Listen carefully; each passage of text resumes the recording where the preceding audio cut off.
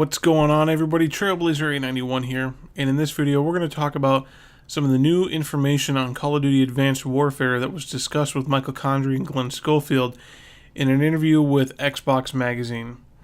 We're going to kind of talk and touch on some of the new gameplay changes that they're going to be bringing to the game, as well as a new weapons class that we'll be seeing in Advanced Warfare multiplayer mode. So I'm sure most of you were like me, and when you saw the Advanced Warfare release video from E3, you probably thought, that's pretty cool. There's a lot of cool stuff in there, a lot of cool gadgets and things like that, but none of that's going to end up in multiplayer, because that's what we've become accustomed to.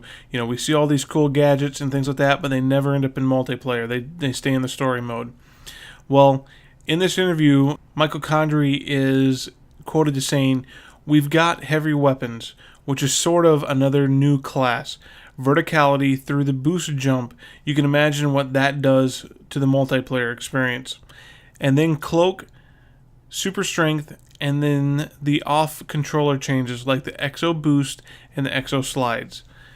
So that's some pretty concrete there. We hadn't really gotten any information concrete from anyone at Sledgehammer that the exosuits or any of those abilities were going to be in the multiplayer, but now we have that. This is a pretty huge departure from Call of Duty and what we've seen in previous games. Yeah, we've all seen lots of cool gadgets and nifty toys and weaponry in the story mode that has never made it into the multiplayer aspect of the game. All the studios have tried really hard not to change too much of the controls and the general gameplay mechanics since Call of Duty 4 Modern Warfare. So for them to come out and to say, hey, we're going to show you all this cool technology, new weaponry, cool gadgets, but we're not just going to leave it in the story mode like we've always done in the past.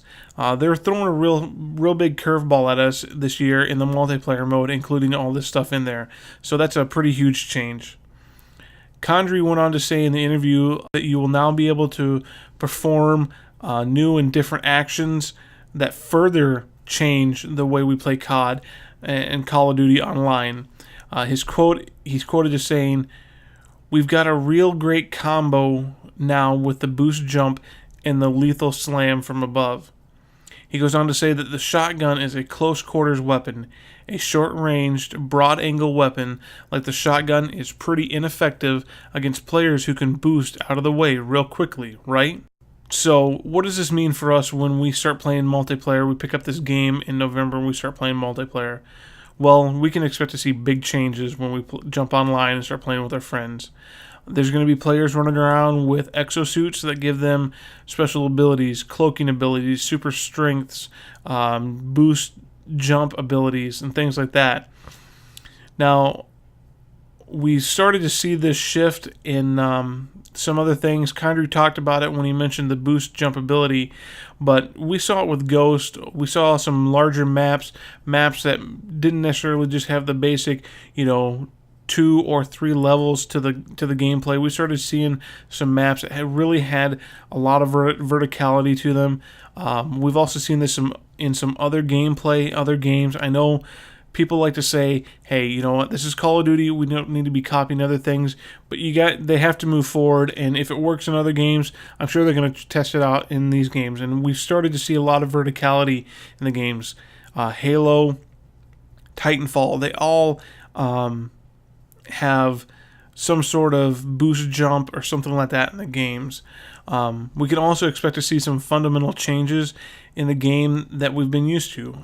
Sledgehammer's been working on this game for 3 years now, and it's really the first game on the next generation consoles that was developed while this game was out. Yeah, we had Ghost last year that was available on next gen, but that game was really developed for the past gen, and they kind of just bumped it up to the next gen, the Xbox One and the PS4. So this is going to be the first true game in the Call of Duty series developed for next-gen consoles. So I'm not really surprised to see them trying to make some big changes here. A lot of games are trying to do that with the advancements that the Xbox One and the PlayStation 4 bring to the table. How this will play out for everyone is really tough to tell. I'm really interested to see how this changes, how these changes will be accepted by the competitive Call of Duty community and casual players alike. So either way, big changes are coming to Call of Duty. Shoot me a comment. Let me know what you think about some of these changes, whether you like them or you don't like them. Why don't you guys check out my second channel, Trailblazer Second. Got some Let's Play videos going on over there. If you enjoyed this video, hit the like button. If you'd like to keep getting Call of Duty news and other gaming news, hit the subscribe button. And I'll catch you next time.